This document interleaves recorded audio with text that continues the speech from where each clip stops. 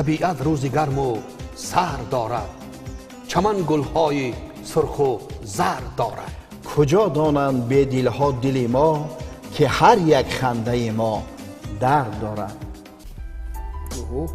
ایش برنگ یادم داشت کم دورک بده که بچه چو کردی؟ میبخشی اکا جان خیلی مرکین کردم تا مالکه تو نمیبینی آدم مالکه نمیشناسی اکا جان بخشیش من کرد چی میخری؟ ما اکا شیر نداری؟ نداریم شیر خیلی چی؟ این مگزین پشوکه اینجا پشوکه ها؟ ها پشوکه نداری اکا؟ اوها من پشوکه میگوکه من پشوکه اینجا پشوکه راست میگه اکا ای دودا اکا مزد گره ترسیم سخت ترسیدی اول برا خونه خطه بخون بعد بیو یکم چی بخواه مایلو راست میگه اکا جان ولی مزد گره برا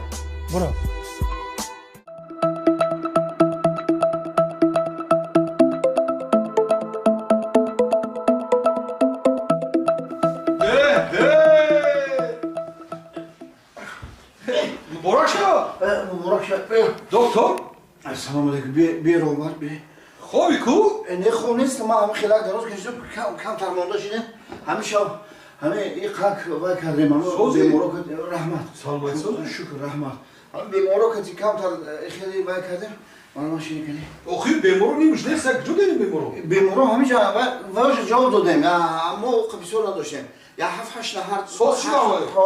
7-8 نفر داشتیم وایش جواب یکم دادیم خبر تومات صوت شده همه 2 نفرش مونده انشالله که یاشم جواب میتیم ویده رو برکن اگه سر لباسای نو دادیم شونه جاشون زیبای تازه آزاده من همین سفید کردگی خوشو همش 100% اگر 100% باشه ولی ما همو یک بار بینیم شما در کجا باشه مرحمت بیا ببینیم بریم شما خیلی بریم شما یک چای یک کافی یک دور رحمه همیشه بریم کوز بینیم طرف دستی راست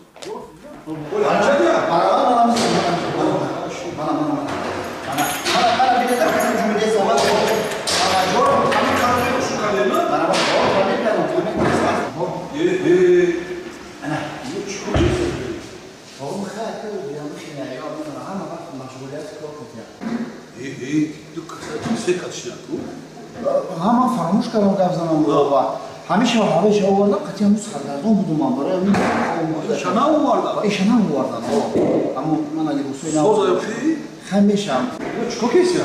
اینو مشق دیستم من خیلی مشق میتیم مشق کار میکنم یا شما من چه خواهده؟ نه اینو یاد بگیرم چه عموما چه کنم میشم یا من سول نصیحت میکنم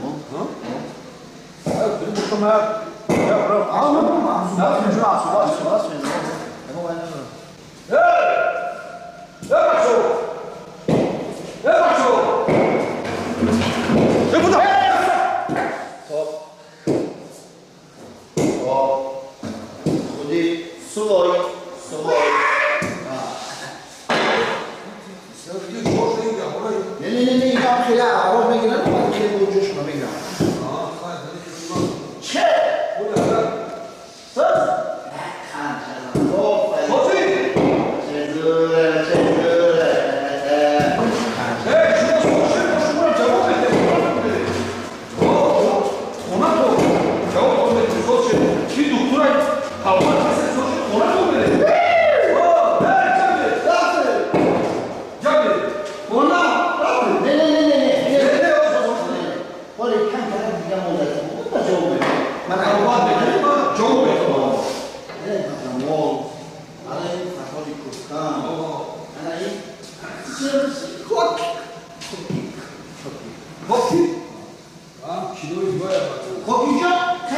یا برام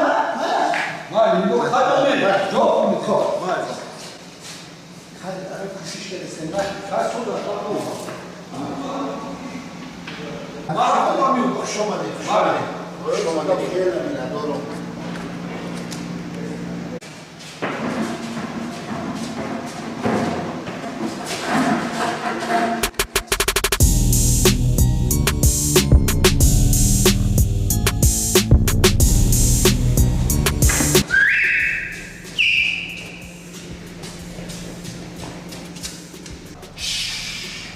خب در فراموش کردم محکم کنم خیال شد که مو دیوونم خیلی چون دیوونم مشکل خب بدم بسته بازی من میرم پشتی چه دیوونه ویکتور دیوونه اگر پس باشم با بالاش میگریزیم اگر بالا باشم با تخت میگریزیم فقط شما زاق بشید معلوم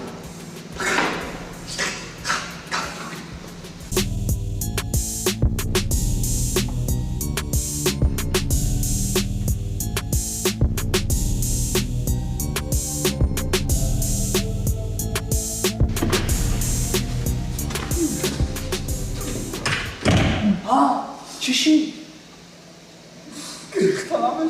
چی با؟ دیوال برنده دیوال با پیشه نیست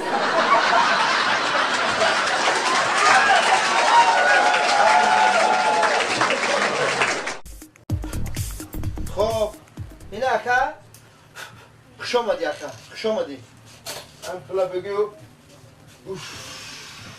بگوی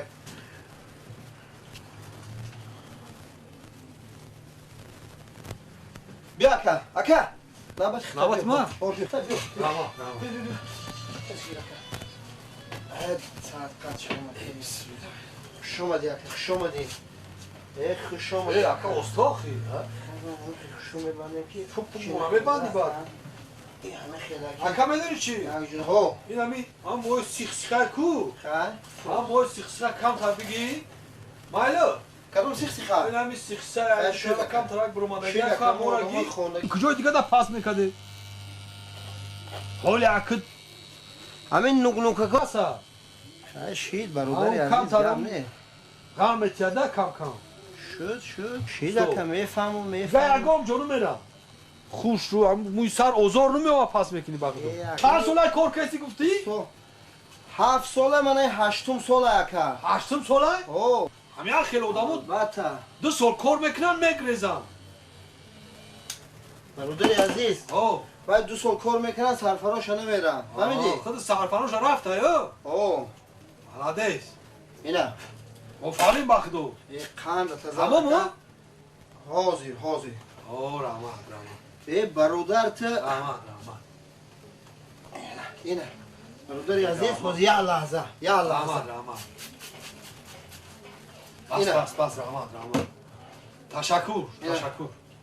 خوش آمدی ای، اکا اوف. باز یا لحظه سر سیمه نشو رحمت. اکا گجو سر سیمه اینا خوش آمدی اکا ای سلامت باشی خوش آمدی سلامت باشی اولی لحظه او چه؟ این اکا او رحمت این اکا آره. خوش آمدی رحمت اولی اکا استا او چند سو بشوی؟ ها چند سو بشو؟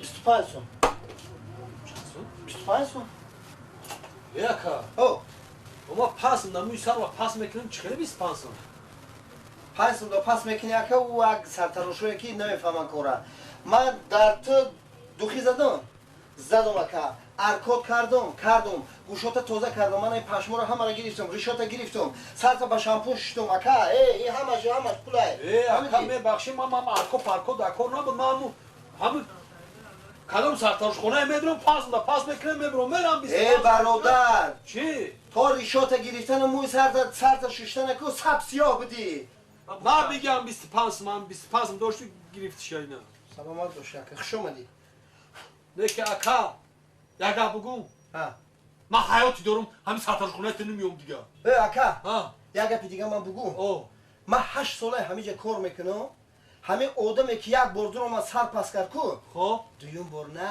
میبیوید این بود برنامه نوبتی شکرخند. مخلصان عزیز و عزتمند، باوری داریم که این برنامه ما به شما خیلی پسند آمده است. خیر تا برنامه های دیگر شاد و پیروز باشه.